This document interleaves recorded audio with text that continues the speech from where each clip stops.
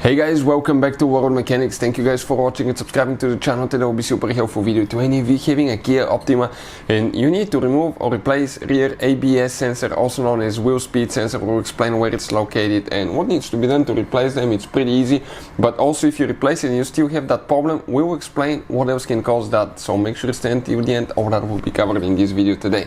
Now, before we start, let me tell you a little bit about us. Every single car we get at the garage, we try to make at least 200 to 300 free repair videos. Why we do that? Simply because our mission in the shop is to save you guys as much money as we can. All we need in return, please subscribe to the channel, like the video. That way we can keep making these free videos for you. And if you need to buy any parts tools for a good price and quick shipping, check out the link in the description of the video below. That's where we get all our tools and supplies from. So now let's explain what we have specifically here, okay, and what we're talking about. This right here is the rear wheel, guys. Okay, you can see this is a rear wheel. And we have everything practically taken apart because we're doing a hub replacement. You're going to have right here, okay, you're going to have, that's the disc, actually the drum brakes for the parking brake, the disc itself. You have disc brakes as well, that's for the regular brakes. And now if you look at it, okay, let me just go ahead and turn the light off. I think it will be even better. If you look at it, guys, we have the wheel hub bearing removed because we need to replace it on this car. And many of you requested information about the ABS sensor.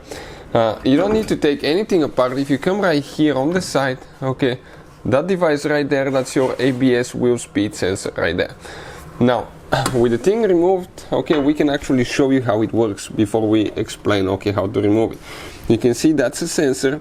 It's practically, okay, reading from the magnetic, okay, strips right here, and it detects if the wheel is moving or not. So that will be inside, okay, right here, and the sensor practically will read, okay, when the wheel is spinning. Now, if you have problems, guys, okay, after you replace the sensor, it's still not working.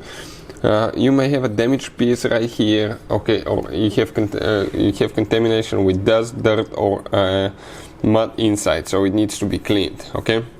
Now, if you need to remove it, guys, that sensor, it's pretty simple. You don't need to take absolutely anything apart here. You have the wheel, you have everything else, you have the disc roller. You just come right here on this side, and all you have to do, get a 10mm socket, and the moment you do that, okay, check it out, you remove the bolt, and once you remove that bolt, okay, you're practically ready to pull it out. Now that sensor has right here, okay, you can see an O-ring that's supposed to prevent dust and dirt getting in. That's a really good design used by Kia and Hyundai. But the only thing, okay, sometimes, okay, if people worked on it, sometimes they will not install this one if it breaks, and they'll just put it in. Eventually dirt, water and stuff will build inside, and that will cause the ABS not to work correctly.